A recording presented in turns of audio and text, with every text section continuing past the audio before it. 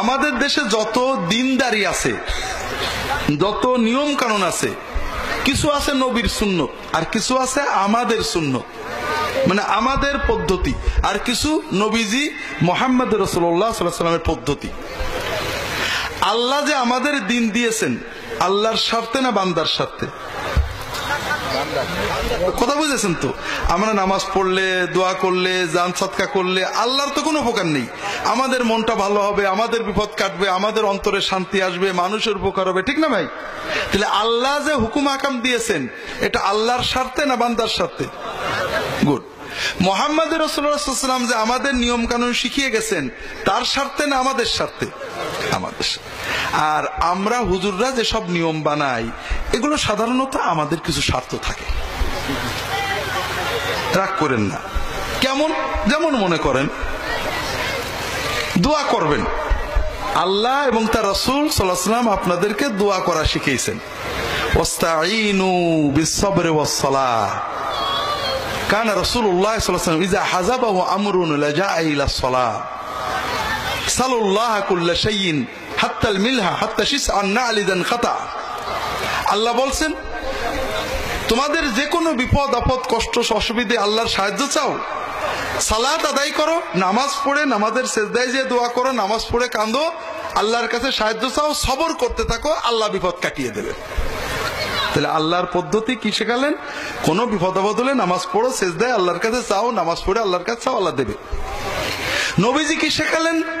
যখনই কোনো কষ্ট সমস্যা হতো নামাজে দাঁড়াই যেতেন, আল্লাহর কাছে চাইতেন, তোমার যা হয় আল্লাহর কাছে চাও।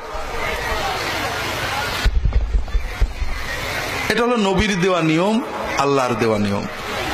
আমরা বললাম আলহামদুলিল্লাহ, আপনার যখন বিপদ আপদ হয় আমাদের কাছে আসবেন, আমরা ইনশাল্লাহ দোয়া করে দেব, দরকার হলে আমাদের সবাইকে নিয়ে দোয়া করব, আপনি আমাদের শুধু জি টাকা পয়সা দিয়ে দিলেই হবে, ঠিক আছে না? আচ্ছা বলেন তো আপনার জন্য সুবিধা কোনটা আর আমাদের জন্য সুবিধা কোনটা? বলেন না ভাই।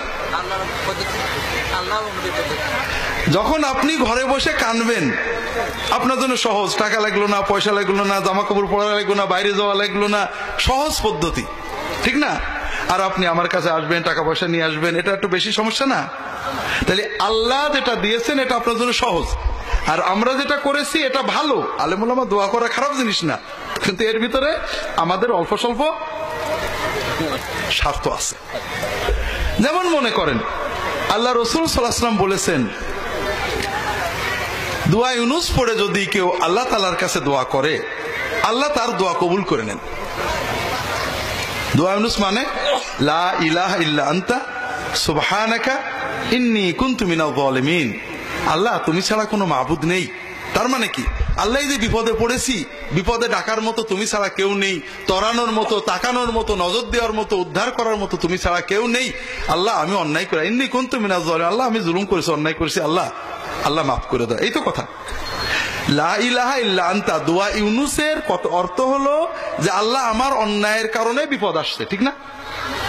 আমার কর্মফলে বিপদ আসছে, আল্লাহ তুমি ছাড়া তরানোর কেউ নেই, আমি স্বীকার করছি আমি অন্যায় করেছি, তুমি দয়া করে তরায় নাও। এই তো কথা, ঠিক আছে না?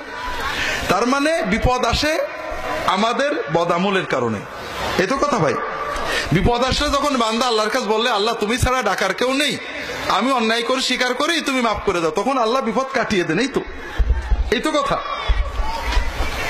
হাদিসে নবীজি বললেন তুমি বেশি বেশি দোয়া ইউনুস পড়বা আর আল্লাহর কাছে কানবা। আপনি ঘরে বসে দোয়া ইউনুস পড়ে আল্লাহর কাছে আল্লাহ মাফ করে, আল্লাহ মাফ করে দাও, আল্লাহ আল্লাহ বিপদ কাটাই নাও। আমরা কি বললাম যে না, খতম লাগবে। কি লাগবে? খতম মানে? খতম মানে কি? দোয়া ইউনুস খতম। খতম মানে কত? 1 লক্ষ। একটু বাড়াই 1.25 লক্ষ। আমি যখনই বললাম খতম আপনি তখনই খতম, কারণ আপনি তো জানেন 1.25 লক্ষ আপনি একা পড়তে পারবেন না। ব্যবস্থাটার ভিতরে আপনার কিছুটা বাধ্যতামূলক আমাদের কাছে আসতেই হবে। খতম কিন্তু কোনো হাদিসে নেই, কখনো নবী সাল্লাল্লাহু আলাইহি ওয়াসাল্লাম বলেননি। আল্লাহর কাছে আপনি যতটুক পারবেন পড়ে পড়ে কানবেন, কিন্তু খতম হওয়ার কারণে আপনি আপাতত খতম, কারণ আপনি জানেন যে একা পারবেন না, বাধ্য হয়ে আমাদেরকে আসতে হবে। এখন অনেক জায়গায়, আমি জানি না আপনাদের চুয়াডাঙ্গায় কি নিয়ম, অনেক জায়গায় নিয়ম আছে 40 জন আলেম আসবে, এসে দোয়া ইউনুস পড়বে। কি বলবে? লা ইলাহা ইল্লা আনতা সুবহানাকা ইন্নী কুনতু লা ইলাহা ইল্লা আনতা সুবহানাকা ইন্নী কুনতু মিনাজ জালিমিন, ঠিক না? তার মানে 40 জন আলেম একভাবে বলে যাবে আল্লাহ আমি জালেম, আল্লাহ আমি জালেম। কিন্তু যে বাড়িওয়ালা, আমরা তো এই কাম করি, যখন কোনো দোয়ার জন্য কারোর বাড়ি যাই, আমি লক্ষ্য করেছি বাড়ির কেউ দোয়ায় বসে না। হ্যাঁ, তার মানে কি? খেয়াল করেন, 40 জন হুজুর প্রত্যেকেই বলছে আল্লাহ আমি জালেম, কিন্তু যার অন্যায় আল্লাহ বিপদটা দিয়েছেন সে কিন্তু কিছুই বলছে না, কারণ সে একমাত্র ওই 40 জনের ভিতরে একমাত্র আলেম, যে কোনো অন্যায় করিনি। এই সিস্টেমটা ভালো হলো না। এই সিস্টেমে আমরা কিছু টাকা পাই, হয়তো কিছু দোয়া পড়ি, কিন্তু আসলে জিনিসটা আপনার জন্য ভালো হলো না। আপনি যে অন্তর দিয়ে কানবেন, আপনি কানলে কি হতো? 1 নম্বর আপনার বিপদ কেটে যেত। 2 নম্বর, আল্লাহ বিপদ দেন তো আল্লাহ কিছু পাওয়ার জন্য না, আপনার জন্য। বান্দা যখন বিপদে আপদে আল্লাহর কাছে কান্দে, বাপের অসুখ, মায়ের অসুখ, ছেলের অসুখ, খালি কান্দে, সেজে যে কান্দে।